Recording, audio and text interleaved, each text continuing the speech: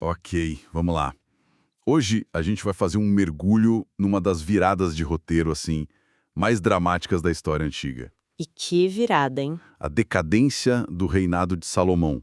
A gente está falando de uma figura que é quase sinônimo de sabedoria, de riqueza, Uma figura lendária. exato, mas que termina com um legado fraturado. Um reino dividido. Nossas fontes para essa conversa são trechos de Bíblias de estudo, focando ali em 1 Reis, capítulo 11. Certo. E a nossa missão aqui é tentar entender como que um império tão poderoso, que parecia de ouro, começou a ruir por dentro. Exatamente. E é interessante porque não é só uma história sobre um fracasso pessoal, né? É quase um estudo de caso. Um estudo de caso. Sim, sobre como política, fé, alianças internacionais, como tudo isso se cruza e gera consequências de longuíssimo prazo nas decisões de um líder. Certo. A gente vai tentar desvendar as razões que as fontes apresentam para essa divisão do reino. E o ponto de partida que os textos apontam logo de cara é a vida pessoal de Salomão. Uhum. E os números são, vamos dizer, impressionantes. Bota impressionantes nisso. O texto fala em 700 esposas, que eram princesas, e 300 concubinas. É um número que choca, mas as fontes indicam que não era só tipo excesso, né? Não, não era. Havia uma estratégia muito clara por trás disso. Uma estratégia política. Geopolítica até. Muitos desses casamentos com mulheres moabitas, amonitas, edomitas, eram, na verdade, tratados diplomáticos. Ah, entendi. As notas de estudo explicam isso muito bem. Casar com a filha de um rei vizinho era uma forma de selar uma aliança, garantir paz nas fronteiras. Cada casamento era um contrato. Emma, do ponto de vista da narrativa, não era a política. Era o que vinha junto com essas alianças. E o que me chama a atenção é que a fonte não separa as coisas, né? Não tem aqui é a política e aqui é a fé. Não mesmo, tá tudo amarrado. As alianças políticas dele são a causa direta da crise espiritual. A lei proibia casamentos com mulheres de nações que pudessem desviar o coração do povo para outros deuses. E o texto diz que foi exatamente o que aconteceu. Exatamente. E não foi algo sutil, né? A narrativa é muito direta. Diz que na velhice de Salomão, suas mulheres lhe perverteram o coração para seguir outros deuses. Perverteram. É uma palavra forte. Muito. E ele não só permitiu, ele participou ativamente. O texto menciona que ele construiu santuários para Astarote, a deusa dos Sidônios. E para Moloque, que é descrito como a abominação dos amonitas. Isso. Ele basicamente institucionalizou o politeísmo na capital do reino. E o mais impressionante é que ele tinha sido avisado, não é? Não era por ignorância. De jeito nenhum. O texto faz questão de ressaltar isso. É um detalhe crucial. Que Deus já tinha aparecido para ele. 2 vezes, e o advertiu especificamente sobre não seguir outros deuses. Ou seja, a desobediência não é um deslize. É uma quebra de aliança consciente. Consciente e deliberada. Então, a crise que vem em seguida não é uma surpresa. É apresentada como uma consequência anunciada. Certo. Então, com a aliança quebrada de forma consciente, a gente fica esperando a consequência. E ela vem. E vem dura. Implacável. A sentença no texto é: rasgarei de ti este reino e o darei a teu servo.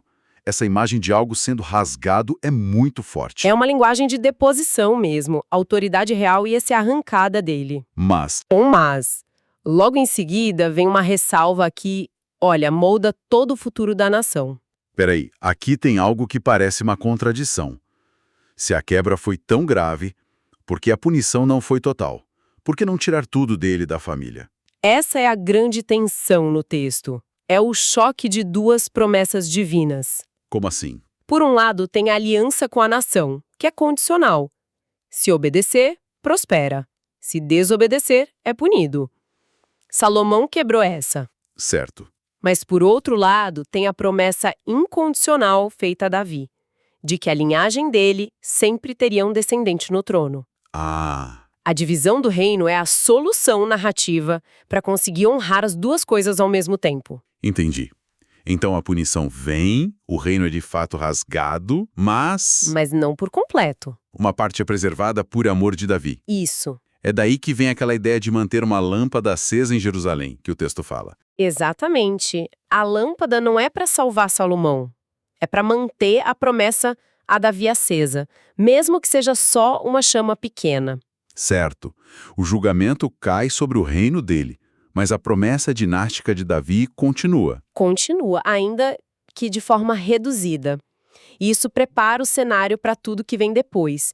A divisão do reino em dois, o reino do norte, Israel, com 10 tribos, E o reino do sul, Judá, que é a tal lâmpada. a lâmpada que fica com a casa de Davi em Jerusalém. Ok, então essa sentença não fica só no plano espiritual.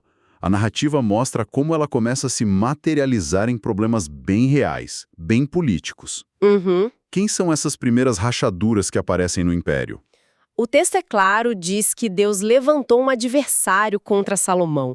E não é uma força anônima, não. Tem nome e sobrenome. E uma história de fundo bem detalhada. O primeiro é Hadad, o Edomita. Menino conseguiu escapar, fugiu para o Egito, e lá ele não só sobrevive, como é acolhido pelo faraó. E se casa com a cunhada do faraó, vira parte da realeza egípcia só esperando o momento certo. A fonte faz questão de nos dar esse contexto todo, né, para mostrar que a ameaça era pessoal, persistente. Com certeza, ele esperou Davi e Joabe morrerem para pedir permissão para voltar, e o impacto dele foi estratégico. Como assim? As notas indicam que ele provavelmente não tinha um exército para uma guerra aberta, mas agia como um líder de guerrilha no sul. Atacando as rotas comerciais. Justamente, atacando as caravanas que eram a fonte da riqueza imensa de Salomão. Ele virou um espinho constante no flanco do império. E ele não estava sozinho, né? Tinha fogo em outra fronteira também. Sim, lá no norte, na região da Síria, surgiu outro adversário, Rezon. Certo. Ele era um oficial de um rei que Davi tinha derrotado. Rezon escapou, juntou um bando e tomou Damasco. E estabeleceu ali um reino hostil a Israel. Exato. E o texto é enfático ao dizer que ele foi um adversário de Israel durante todos os dias de Salomão. Então o que a gente está vendo é o mapa do Império encolhendo em tempo real. O que antes era um domínio sólido, Pacífico, de repente tem focos de rebelião e reinos inimigos surgindo ao norte em Damasco e ao sul em Edom. é um retrato claro da desintegração do controle geopolítico. O império que Salomão herdou, que ia desde o Eufrates até a fronteira do Egito, agora está sendo corroído. O poder militar e a base econômica. Tudo começa a ser seriamente abalado. É interessante que, depois desses inimigos externos, a narrativa muda o foco para uma ameaça interna. E essa era a ameaça de verdade. Pela profecia, sim. Aqui ia de fato dividir o reino, porque Jeroboão, um dos oficiais de Salomão, é um perigo maior que esses reis. Porque ele representava uma fratura de dentro para fora. Jeroboão não era um estrangeiro, ele era um efraimita de uma das tribos mais importantes do norte. E o texto descreve ele como homem valente e capaz. Exato. E Salomão, reconhecendo essa capacidade, colocou ele numa posição de poder muito estratégica. Qual? Supervisor do trabalho forçado das tribos da casa de José, ou seja, as tribos do norte. Ah, então ele tinha contato direto com a principal fonte de descontentamento do povo. Exatamente. O trabalho forçado, os altos impostos para as grandes construções em Jerusalém. Pesava tudo sobre essas tribos. Ele estava com o dedo no pulso da insatisfação. Essa posição deu a ele poder, visibilidade e, sem dúvida, uma compreensão profunda do ressentimento que fervia ali. E é aí que acontece aquela cena simbólica. Puro teatro político. O encontro dele com o profeta Ias. A cena é muito visual. Os dois sozinhos no campo, o profeta com um manto novo, E ele pega esse manto e rasga em 12 pedaços. e entrega 10 desses pedaços a Jeroboão. É uma profecia encenada. Um ato político e teológico com significado gigantesco. A mensagem é clara. Deus está rasgando o reino das mãos de Salomão e te dando a maior parte. Isso muda tudo. Muda. Enquadra a futura divisão não apenas como uma rebelião, mas como uma ação ordenada por Deus. É uma imagem poderosa. Não é só uma rebelião, é uma refundação com sanção divina. Exato. O profeta está literalmente entregando o reino para ele E essa profecia vem com uma promessa, mas também com uma condição, né? E essa condição é crucial para a gente entender o resto da história de Israel. Certo. A Deus é prometida a Jeroboão uma casa firme, uma dinastia, se ele andar nos caminhos de Deus como Davi andou. Ah, tem um C. Tem um C. E é uma diferença fundamental. A dinastia de Davi foi baseada em uma promessa incondicional. A de Jeroboão nasce com essa cláusula de obediência. O que explica muita coisa da instabilidade do Reino do Norte depois. Muita coisa. Uma sucessão de dinastias que não cumprem a condição. Certo. Mas e a reação de Salomão? O homem cuja sabedoria era lendária. Pois é. Houve uma profecia sobre o seu servo. E a única solução que ele encontra é assassinato. Ali você vê que ele já não é mais o mesmo. O que aconteceu com o sábio Salomão. É uma regressão total. Em vez de buscar a Deus, de refletir sobre os erros, a reação dele é de um tirano amedrontado. É a mesma reação que o rei Saul teve com Davi. É um medo de um rei que sabe que perdeu o favor divino. E que tenta eliminar a ameaça pela força. E para onde Jeroboão foge? Pro Egito. O mesmo lugar que abrigou Haddad. O Egito vira, tipo, a sede da oposição ao reinado de Salomão. Exatamente. O faraó Sisaque o acolhe. Isso mostra uma mudança completa no equilíbrio de poder. O Egito, que no começo era um aliado... Com Salomão casado com a filha do faraó? Isso. Agora é um porto seguro para os inimigos declarados do reino. A política externa de Salomão ruiu completamente. E assim, o capítulo termina de uma forma quase anticlimática. Bem sucinta. Diz que Salomão reinou por 40 anos, morreu, foi enterrado. O filho dele, Roboão, assume. Mas o que a gente percebe é que Roboão não herdou um reino glorioso. De jeito nenhum. Ele herdou um barril de pólvora. Exato. Um reino com inimigos nas fronteiras, um rival político exilado só esperando para voltar e uma promessa de vila de ruptura prestes a acontecer. O palco estava montado. A morte de Salomão não encerra a crise. Ela só aciona o gatilho para a próxima fase do colapso. Então, no fim das contas, o que tudo isso significa?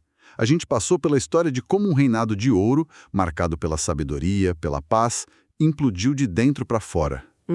Vimos como as escolhas de um líder, suas alianças e, segundo a narrativa que temos, seus desvios espirituais criaram as condições para fraturar uma nação. E para deixar uma reflexão final, as fontes que a gente analisou mencionam que os outros atos de Salomão, a sabedoria dele, tudo que ele fez, Sim.